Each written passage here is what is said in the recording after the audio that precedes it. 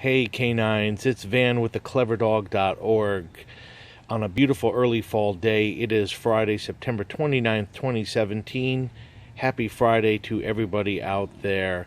So I am bringing you a everyday carry pocket dump video here. This is everything that's been on my person as of today, and you're probably wondering, what the hell does this have to do with dogs? I'm going to show you in a minute, but before I begin, just a brief overview of what everyday carry is. These are items that might help you with mundane daily tasks in your everyday life to possibly the more serious survival, quotation marks, situations that you might run into, just trying to be prepared for life's everyday adventures and have some gear on you if you're a gearhead like myself. Anyway, without further ado, as you can see, I do have some sunglasses. I got my house and car keys, my Casio dive watch, which is waterproof. Always carry a Bic lighter, a leather wallet, contains no money but does have some credit cards and my ID, a bandana, a pocket knife, a flashlight, foldable readers. I do need readers. I do wear glasses, but I'm able to get away with not carrying them as of right now. An inhaler because I have asthma, and some chapstick. And what you're missing in this video that you don't see is this is being filmed on my Galaxy S8. So that is unfortunately cannot be in the video, but we all know what Galaxy smartphones are. Anyway, so this is everything I have in my person, and some of the stuff has nothing to do with dogs. Other stuff can cross over from human uses to dog uses, and I'm going to explain. So let's get rid of all the non-dog essential items.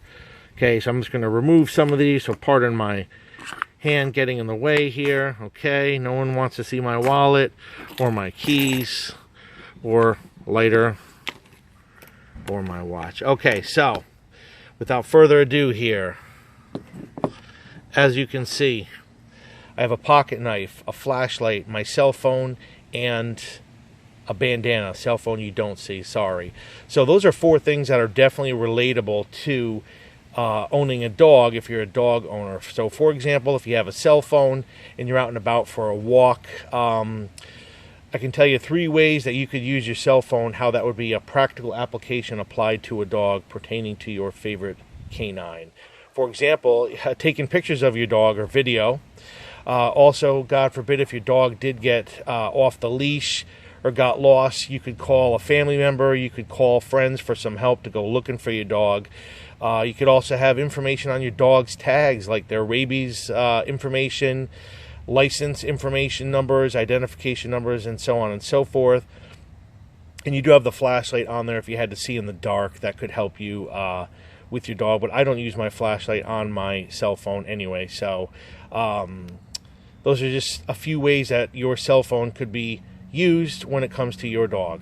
Then I have a bandana. So everybody knows the uses of a bandana for human uses, but for your dogs, you could be taking your dog out and around the town, want to dress your dog up, you could slap that bandana around the dog's neck and kind of get a lot of looks with that dog. You can also wipe your hands if you have dogs. I have drooly St. Bernards, and a lot of times you do have to wipe your hands. You need something to wipe them on. You can either use your clothes, your sweatshirts, or you have a bandana, or you could wipe your dog's mouth or something on your dog's body if it's on there. Also, a bandana can be used to carry some training treats wrapped in there if you don't have a lot of room in your pockets or you don't have a bag. I do carry a bag, so I keep a lot of that stuff in there.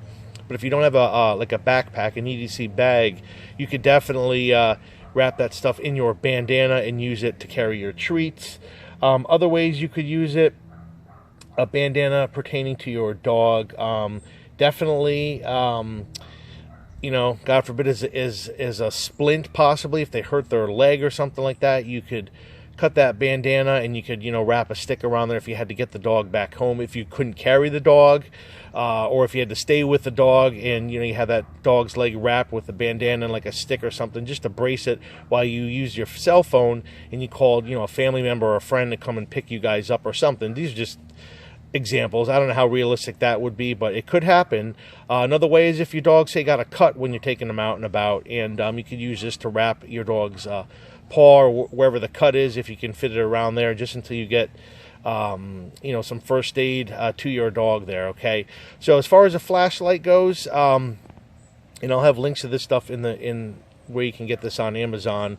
But this flashlight is perfect. It didn't cost that much on Amazon. It was under $40 or under $35, I believe. It does run on two CR123 or an 18650 rechargeable battery that has a magnetic base. Excuse me. It does have a pocket clip. And the thing I like about having a flashlight, especially with dogs, when you're walking your dogs, is if you have to pick up poop, dog poops on a walk, and it's at night, you have the light, you can shine the area, you can pick it up with your plastic bags. I don't have any bags with me, but I do usually carry those in my bag. But you can pick up your dog poop and use your light, you can see the whole area. Also, walking back to your house or your car, if you're on a walk, you can use that flashlight to light up that keyhole on your front door or your car door, making it easier, a little less stressful when you're having your dog on the leash to get him in the car and to get out of there, to get back in your house. Also, this is a little over 1,000 lumen flashlight, so it could, possibly deter, any kind of predator. I say that loosely. Maybe just kind of blind them so you can kind of turn around and go the other way, or even just lighting your path when you're walking down a dimly lit street, or somewhere where there's not a lot of light and you want to have that, shining. So if you and your dog are walking, especially in a road that maybe isn't paved well or has, some potholes, or just to light up your path, you can use that. And then the pocket knife, this is a Coast knife, which I absolutely love, made in the USA. And I will do a separate review on this knife as well as the flashlight. But a pocket knife, I think, is so important, especially a rescue knife, in being a dog owner, to either have on your person, in your bag, in your car, or in your purse, whatever floats your boat. But to have a couple examples, or a few examples of how you would use this if you had a dog is, we're often taking our dogs out, and they all, a lot of times they do have snacks. They like apples, so we'll cut up an apple. I'll use the knife for that. Or cutting up training treats. If something's too big or something, you can tear it with your hands. You can also use a knife to cut that up if you want to make it even smaller. As far as like an emergency type purpose, God forbid you're with your dog, and some people will strap their dogs in their car with a seatbelt. God forbid you get in an accident or something, you got to get your dog out quickly. You could cut that seatbelt off your dog if you couldn't get it off with the serrated part of that blade. And also, if you had your dog tethered to your car with its leash, you can cut that leash in an emergency situation quickly, not have to worry about that. And then I do like on the rescue knife, there is a glass breaker on the bottom there. And again, if you came across a dog, it's a hot summer day and there's a dog trapped in the car, obviously you just wouldn't immediately break that window. But what if you had to? What if the owner wasn't around? What if you couldn't get a hold of the police, if they didn't come right in time, or whatever it is, and you just felt that you had to right then and there break that window? Well, you got that glass breaker, you could free that dog. Or worst case scenario, you lock your own keys in the house and you can't get a hold of any family member to bring a spare or something, and it's 95 degrees out, and I know that'd be kind of idiotic, but hey, chance it could happen, and you had to break your own window. So at least you have something that could break that. So, well, guys, I hope you like this video. These are just a few suggestions on how your everyday carry items could be used, applying that or pertaining to your dogs. I didn't go over the human uses of all these items because that's self-explanatory. There are many videos on YouTube about everyday carry items.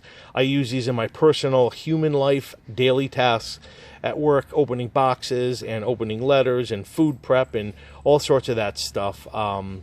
It's self-explanatory, but when it comes to my dogs, I make sure I have all these items, particularly these 3 items and my cell phone on me at all times, with my house keys when I'm taking them for a walk at night.